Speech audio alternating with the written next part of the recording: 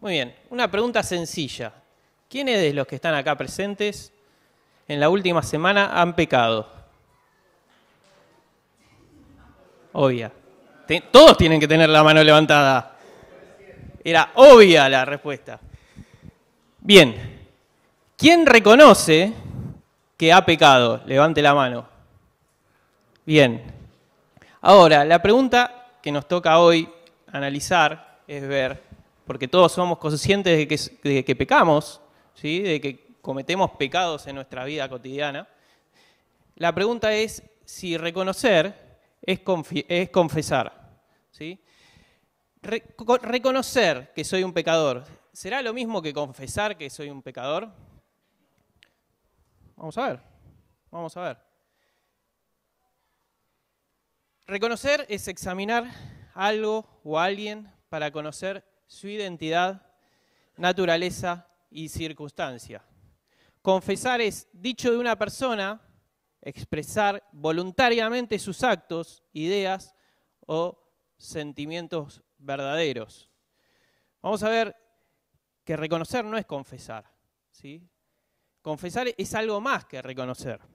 Vamos a tomar como pasaje principal hoy este que quiero que busquen en la Biblia, 1 Juan 1, 5 al 10. La intención es que hoy te vayas con este pasaje, ¿sí? Y que prácticamente algunos de esos versículos te los vayas a acordar toda tu vida, ¿sí? Lo tengas presente toda tu vida. Y lo vamos a repetir una y otra vez. Dice así: este es el mensaje que hemos oído de él y os anunciamos. Dios es luz y no hay ninguna tiniebla en él. Si decimos que tenemos comunión con él y andamos en tinieblas, mentimos y no practicamos la verdad. Pero si andamos en luz, como él está en luz, tenemos comunión unos con otros y la sangre de Jesucristo, su Hijo, nos limpia de todo pecado. Si decimos que no tenemos pecado, nos engañamos a nosotros mismos y la verdad no está en nosotros. Si confesamos nuestros pecados, Él es fiel y justo para perdonar nuestros pecados y limpiarnos de toda maldad. Si decimos que no hemos pecado, le hacemos a Él mentiroso y su palabra no está en nosotros.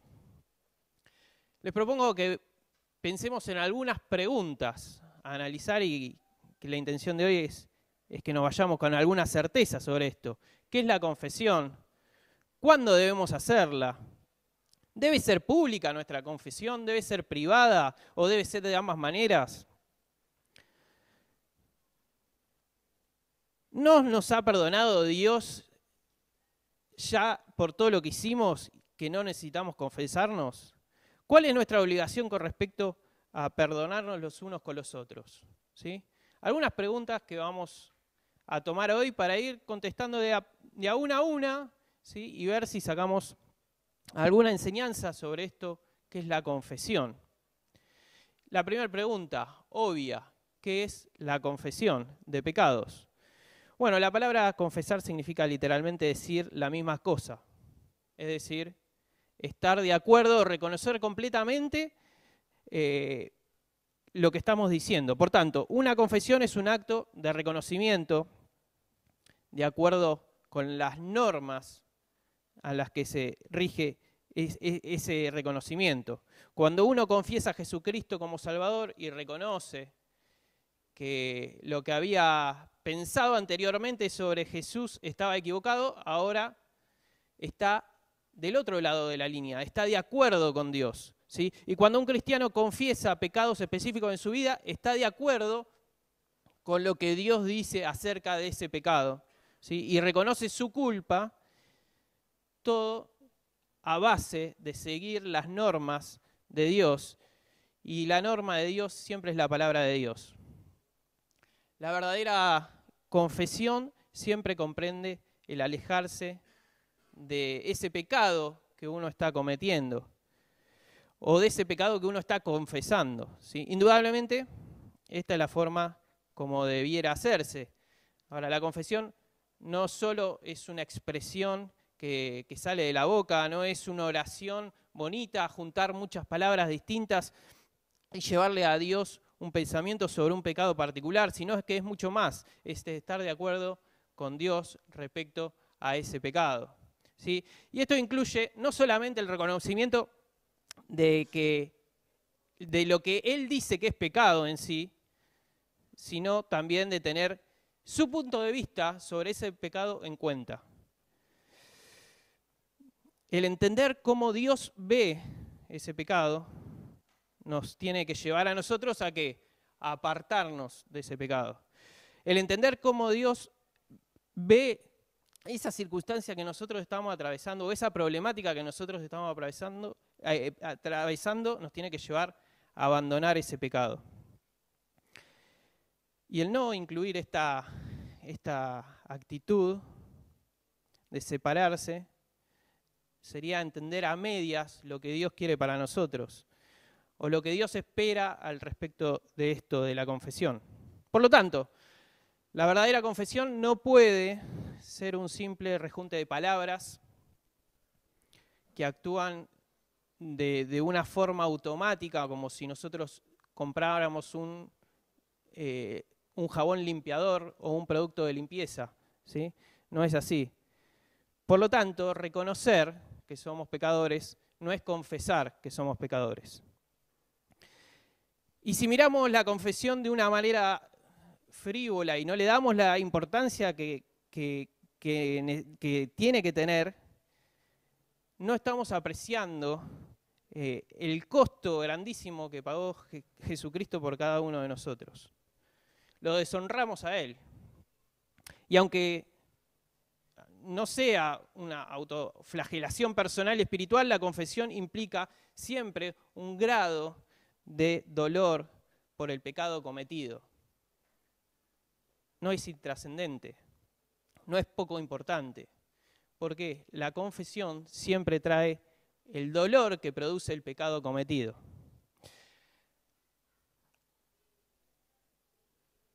Bien, la necesidad de restauración tiene que ser el motor que lleve a la confesión de pecados. ¿Sí? Cuando el cristiano peca, algo se rompe en esa relación y lo que se rompe es la fluidez de la relación con Dios. La comunión siempre se ve afectada cuando un cristiano, un hijo de Dios, estamos hablando, peca. Y no, el creyente no rompe su unión con Dios de ninguna manera. La justificación como posición legal de Dios es irreversible y eso no se ve afectado, pero el pecado sí debilita, el pecado enfría la comunión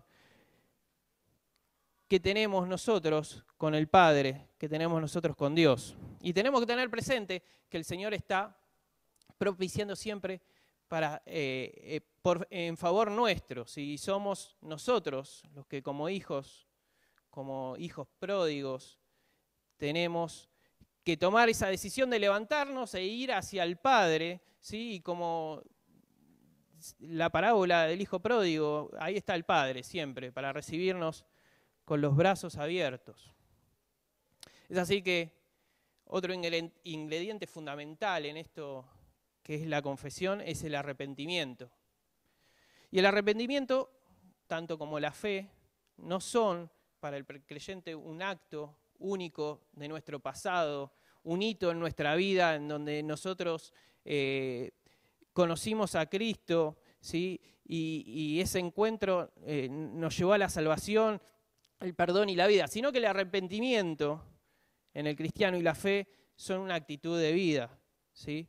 Día a día, renovada día a día durante toda la vida. ¿Sí? El cristiano es llamado a corroborar siempre por el camino que está transitando, ¿sí? A rectificar nuestro criterio.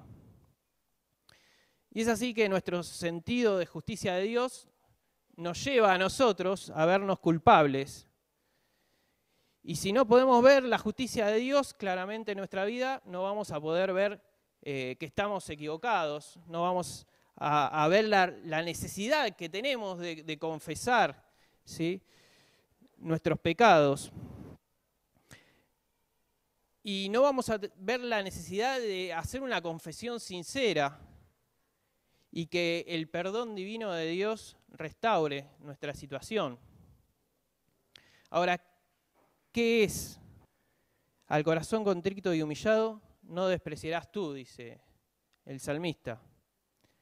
Y se está refiriendo de Dios, ¿sí? En la confesión de pecados uno reconoce, uno entiende cuáles son los parámetros de Dios, sus principios, y los contrasta con su vida. Y todos estos parámetros siempre van a dar que uno, el pecador, da déficit, da en negativo, siempre. Y esto lleva a la persona a sentir dolor por haber fallado, ¿sí?, frente a la santidad de Dios. Y entra en juego el arrepentimiento, basado en la fe y basado en lo que leímos antes también, que escribió Juan, que en Dios encontramos una persona que Él es fiel y justo para perdonar nuestros pecados y limpiarnos de toda maldad. Y ahí está, el arrepentimiento, en un arrepentimiento genuino que nos tiene que llevar a apartarnos del pecado. La confesión expresa todo esto. La confesión expresa todo esto a Dios, ¿sí? Y la confesión es el camino que el cristiano tiene para la restauración de esa relación un tanto alejada o un tanto intervenida. Reconocer no es confesar, eso es verdad, ¿sí? Pero no se puede confesar algo que no se reconoce. Y para poder reconocer hay que conocer a Dios, conocer sus principios, conocer lo que Él quiere para cada uno de nosotros. Buscar día a día vivir en la luz, también como leímos ahí en 1 Juan. Y la búsqueda de esta disciplina, de la confesión de pecados, no asegura que no volvamos a caer en el mismo pecado, ¿sí? No es tampoco un instrumento para apartarse del pecado, porque no nos garantiza que nosotros no vayamos a cometer lo mismo, ¿sí? La búsqueda de la confesión tiene que ser genuina, tiene que ser sincera, y que nos lleve como consecuencia a apartarnos del pecado en cuestión. Aún así, la confesión no garantiza incluso que ese pecado en cuestión no sea cometido nuevamente, y si se comete nuevamente, hay que confesarlo de nuevo. Segunda pregunta, ¿a quién tenemos que confesar? Una pregunta que en nuestro contexto parece fácil de contestar, pero fuera de nuestro contexto evangélico trae mucha controversia. Y desde la Reforma que se plantea el ejercicio de la verdadera confesión. Y para entender cuál es la verdadera confesión tenemos que ver qué nos enseña la Biblia, qué nos enseñan las Escrituras. Y cuando uno se aleja de la palabra de Dios corre el riesgo de la equivocación, pero cuando uno contrasta la disciplina con la palabra de Dios, las confusiones se disipan y la realidad es que en las Escrituras se nos presentan una sola forma de confesarnos a Dios, ¿sí? Si confesamos nuestros pecados, Él es fiel y justo para perdonarnos, ¿sí? A Dios. ¿Por qué a Dios? Porque es el único que puede perdonar. Juan Calvino escribió lo siguiente: dado que es el Señor el que remite, olvida y borra los pecados, debemos confesárselos a Él para obtener gracia y perdón. Él es el médico, mostrémosles nuestras llagas. Él es el ofendido y dañado, pidámosles gracia y paz. Él es el que conoce los corazones y ve los pensamientos. Abramos nuestro corazón a Él. Él es el que llama a los pecadores, acudamos a Él. Vamos a ver unos ejemplos. El ejemplo de personas como nosotros, personas de carne y hueso, que vemos en la palabra de Dios, en la Biblia, que pecaron o que estaban desviados del camino, ¿sí? Cuando contrastaban contra los principios de Dios, se veían lejos del camino, ¿sí? y querían volver a entablar esta relación con Dios. Uno es David, que escribió lo siguiente: mi pecado te declaré y no encubrí mi iniquidad. Dije, confesaré mis transgresiones a Jehová, y tú perdonaste la maldad de mi pecado. Otro pasaje de David también. Ten piedad de mí, oh Dios, conforme a tu misericordia, conforme a la multitud de tus piedades. Borra mis rebeliones, lávame más y más de mi maldad y límpiame de mi pecado, porque yo reconozco mis rebeliones y mi pecado está siempre delante de mí. David se presenta frente a Dios para confesar aquello que había hecho mal en busca de restauración. Otro ejemplo, Daniel. Busquémoslo si quieren, Daniel 9. Y volví mi rostro a Dios, el Señor, buscándole en oración y ruego, en ayuno, sicilio y ceniza. Y oré a Jehová mi Dios e hice confesión, diciendo, ahora, Señor, Dios grande, digno de ser temido, que guardas el pacto y la misericordia con los que te aman y guardan tus mandamientos. Versículo 5, el que tienen en pantalla. Hemos pecado, hemos cometido iniquidad, hemos hecho impíamente y hemos sido rebeldes y nos hemos apartado de tus mandamientos y tus ordenanzas.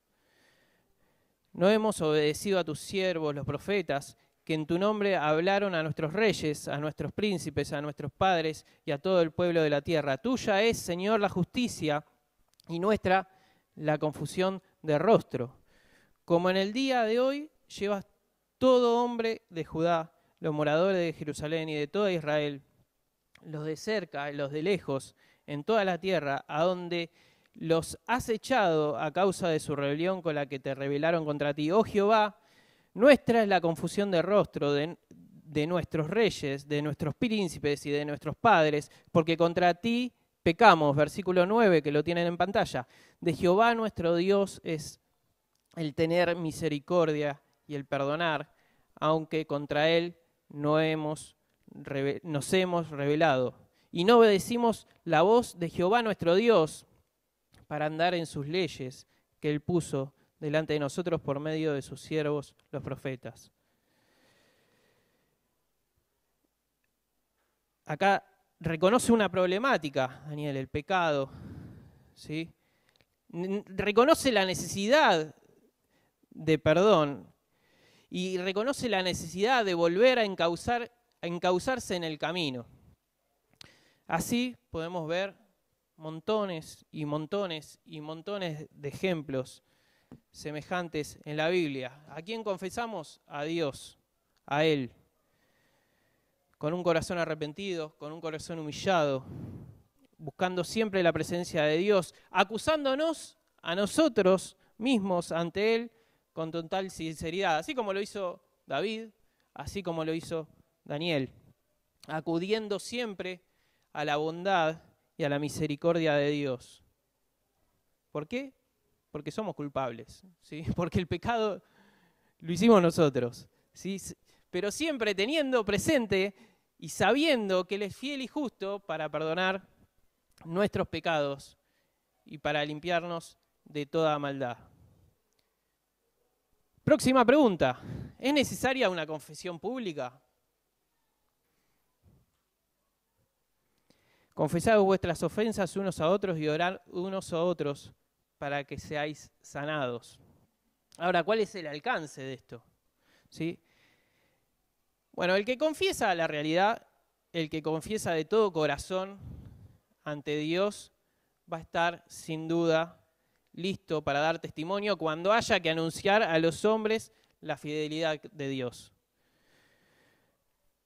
No solo lo va a hacer para decir lo que tiene en secreto en su corazón a otras personas, sino que de una manera libre y de una manera pública ante todo el que escuche, confesar no solo su miseria, sino confesar para demostrar la gloria de Dios.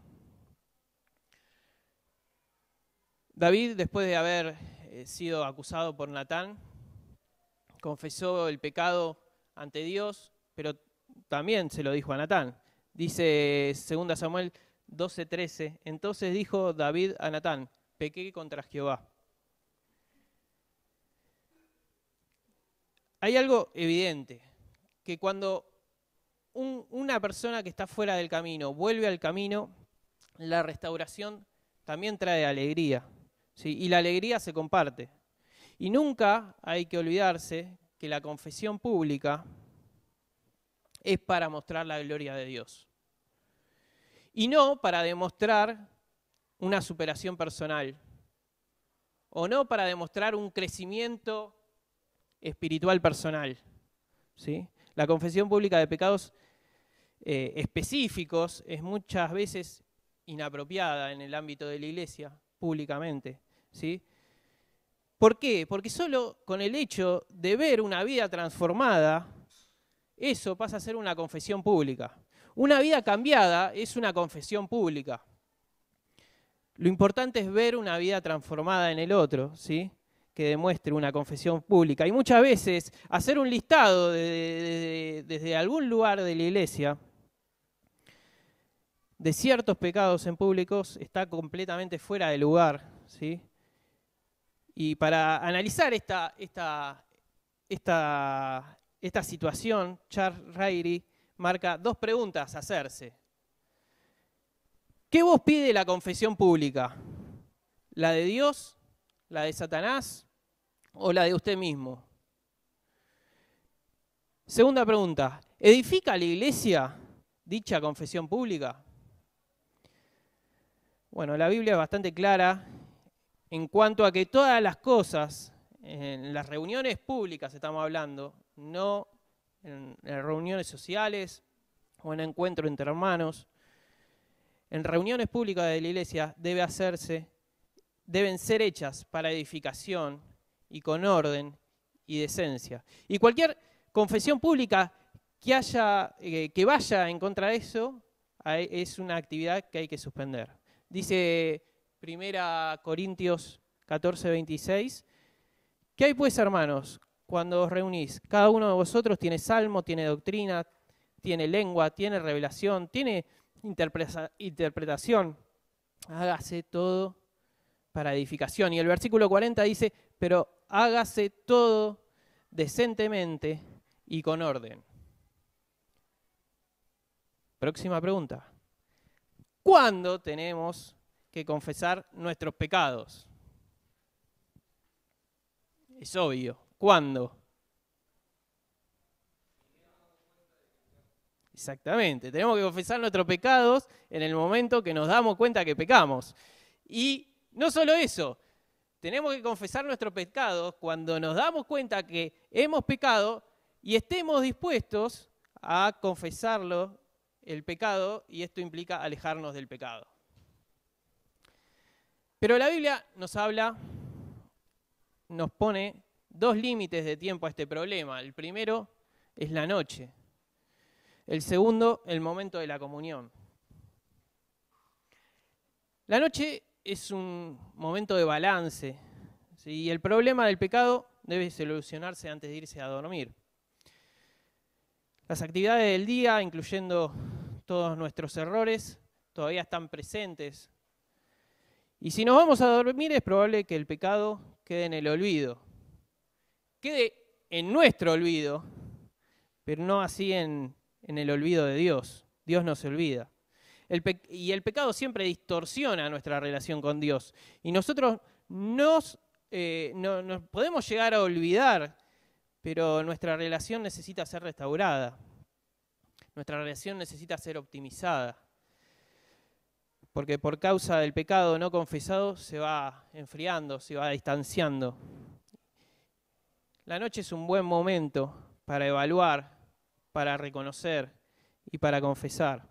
Dice Efesios 4, 26 y 27 grados, pero no pequéis. No se ponga el sol sobre vuestro enojo, ni deis lugar al diablo. La noche es un buen momento para la confesión. Segundo límite de tiempo, el momento de la comunión. El segundo lugar es la hora de la comunión o cuando tomamos la cena del Señor, a esto nos referimos. Y esta también es una ocasión para realizar un examen de conciencia y de confesión. Buscamos 1 Corintios 11. Dice así el versículo 27 del capítulo 11 de 1 Corintios. De manera que cualquiera que comiera este pan y bebiere esta copa del Señor indignamente será culpado del cuerpo y de la sangre del Señor. Por tanto, lo que aparece en pantalla, pruébese cada uno a sí mismo y coma así del pan y beba de la copa. Porque el que come y bebe indignamente sin discernir el cuerpo del Señor, juicio come y bebe para sí. Por lo cual hay muchos enfermos y debilitados entre vosotros y muchos duermen. Si pues nos examinásemos a nosotros mismos, no seríamos juzgados. Mas siendo juzgados, somos castigados por el Señor para que no seamos condenados con el mundo. Muchas veces pensamos en la cena del Señor como una reunión más, una reunión que hay que cumplir, hay que asistir. Pero es mucho más que eso, es mucho más que un momento de adoración. Antes de ser un momento de adoración, es un momento de reflexión, de evaluación, de preparación para esa adoración. Y el clima tiene que ser propicio para la introspección y para la confesión. No se puede evaluar el alma si se está en un ámbito poco solemne, con falta de reverencia, ¿sí? Y yo no le hago bien a mi hermano si mis actos, mis dichos o mis carcajadas no dejan que él se prepare espiritualmente para lo que está a punto de participar. Lo ideal es confesar el pecado cuando uno lo descubre, pero no debemos irnos a dormir sin confesarlo antes. Y si en el caso de seguir de largo y por alguna razón no se confesó antes, nunca debe pasar del momento previo a la cena del Señor. Próxima pregunta. ¿Qué se obtiene de la confesión? La vida cristiana es una vida de relaciones familiares. ¿Sí? El asunto del perdón tiene que enfocarse dentro de esa idea. Entramos en la familia cuando reconocemos que Cristo es nuestro Salvador. Y ese nacimiento nuevo nos hace pertenecer a la familia de Dios. Y esa posición eterna la vamos a tener por siempre, como dice la palabra, y nunca vamos a ser echados de su familia. Sin embargo, las relaciones familiares son similares a las de las familias terrenales, ¿sí? Y a veces el padre se distancia del hijo, o entre tíos, o entre abuelos, ¿sí? Hay alejamientos que atentan a la unión familiar. Y eso puede ser una desobediencia de un hijo hacia un padre. ¿Y cómo actúa el padre? El padre no lo echa de su familia, ¿sí? Pero sí afecta su relación con su hijo. Afecta a la comunión y a los privilegios de tener una vida familiar. Bueno, lo mismo cosa ocurre cuando pecamos contra nuestro Padre Celestial, cuando pecamos contra Dios. Él no nos echa fuera, pero sí se siente dolido. Y nosotros no podemos gozar de la comunión familiar, esa comunión cercana a Dios, y no podemos gozar de la bendición de la cercanía de Dios. Bueno, la sangre de Cristo derramada una vez en la cruz es eficaz para retenernos en esta familia, incluso cuando pecamos. Dice 1 Juan 1:7, la sangre de Jesucristo su Hijo nos limpia de todo pecado. No solo eso, sino el mismo Señor Jesucristo toma la función de abogado y constantemente se ocupa de litigar en favor nuestro. Se ocupa de nuestro caso cuando pecamos y le recuerda a Dios, le recuerda al Padre, que su muerte pagó todos nuestros pecados. 1 Juan 2:1, si alguno hubiere pecado, abogado tenemos para con el Padre, Jesucristo el justo. Ahora tenemos esta posición, la posición de ser hijos de Dios, de pertenecer a la familia de Dios. Una posición, un lugar que nadie nos puede sacar, nunca se va a romper, pero el pecado sí puede dificultar la comunión y alejarnos de gozar de la familia de Dios y de la posición que por medio de la sangre de Jesucristo pagó por nosotros. Y la sangre de Cristo mantiene esa comunión eterna, ¿sí? Nuestra confesión vuelve a ganar la comunión perdida del momento. Y cuando confesamos, otra vez de nuevo, dice 1 Juan 1:9, Él es fiel y justo para perdonar nuestros pecados y limpiarnos de toda maldad. El pecado del creyente no rompe la unión con Dios, ya que la justificación como posición legal delante de Dios es irreversible. Pero el pecado debilita, el pecado enfría la comunión con el Padre y es necesaria la restauración.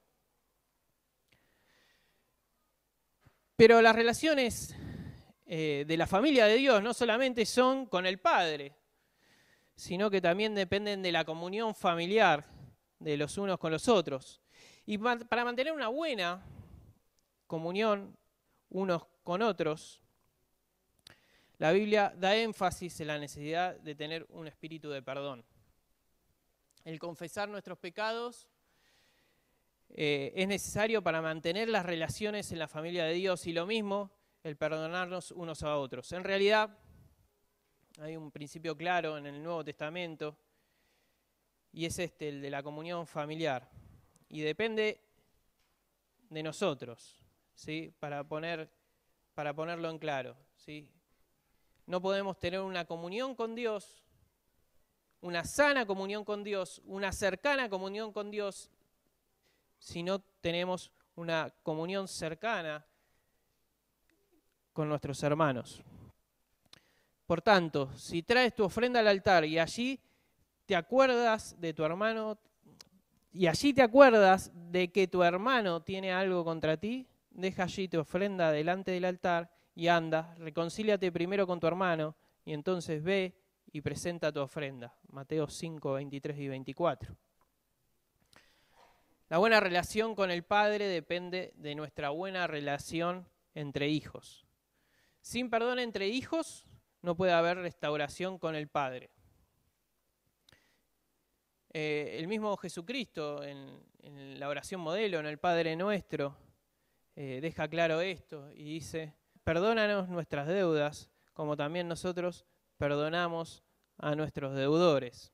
No puede haber un genuino pedido de perdón hacia el Padre si nosotros no somos capaces de perdonar a nuestros hermanos.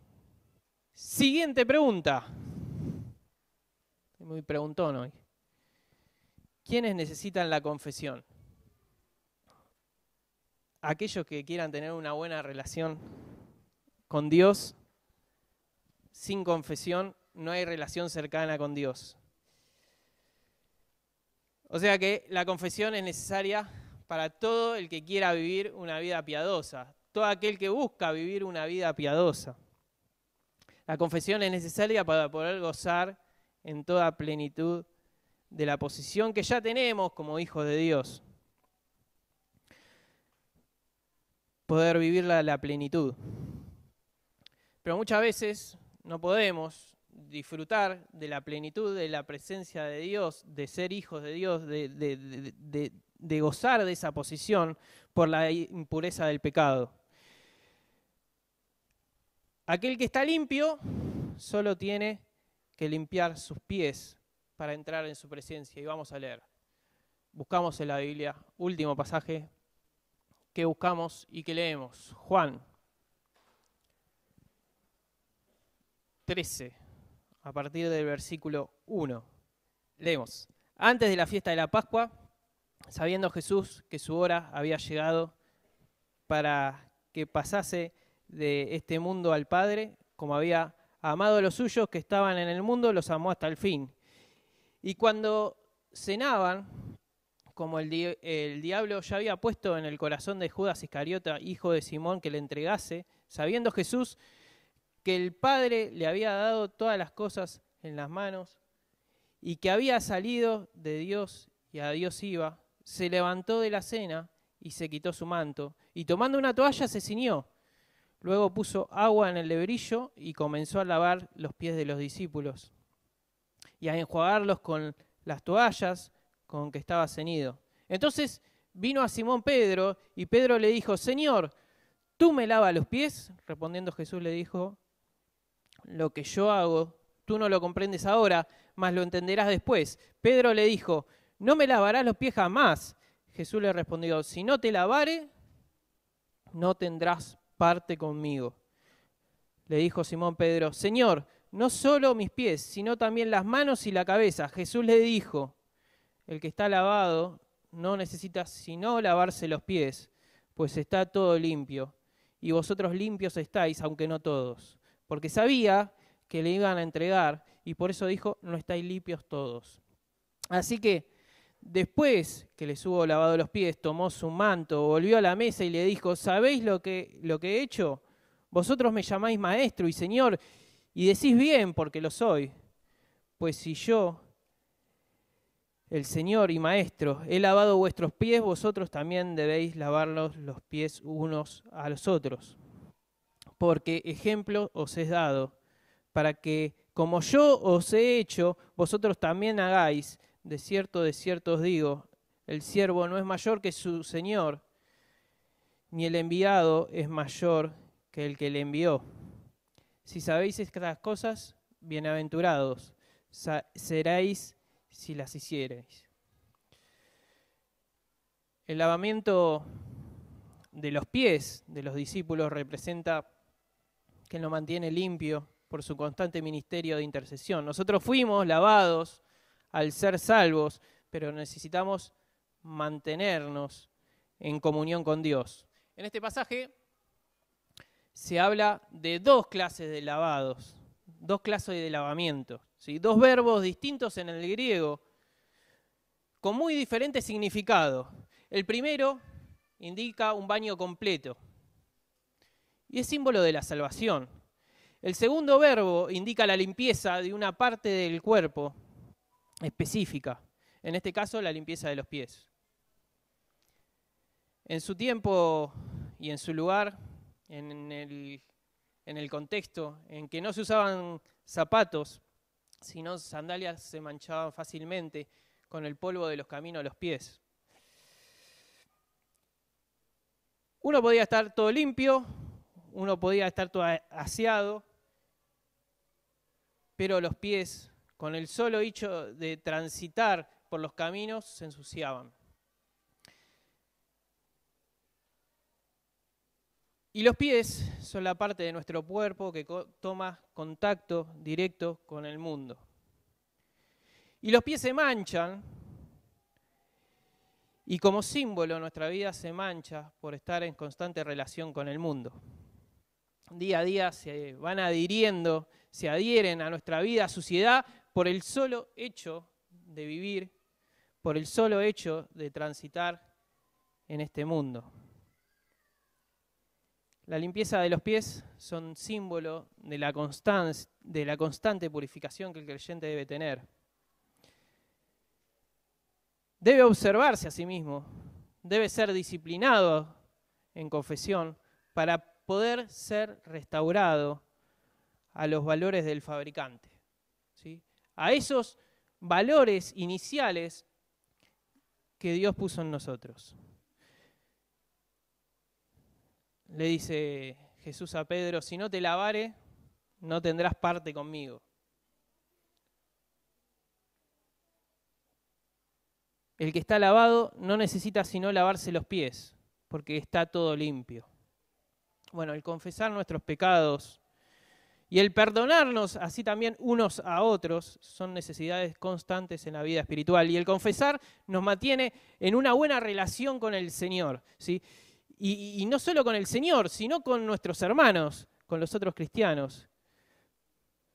como así perdonarnos nos mantiene en buena relación unos con otros, también es necesario para tener una buena relación con el Señor. La confesión nos permite vivir en comunión cercana a Dios, en gozar en plenitud de la posición que Él nos puso como hijos de Dios, ¿sí? Y de gozar de una vida espiritual con buena salud. Terminamos con la frase esa de Calvino que leímos antes, que es muy gráfica. Dice, Él es el médico. Él es el médico. Bueno, mostrémosles nuestras llagas.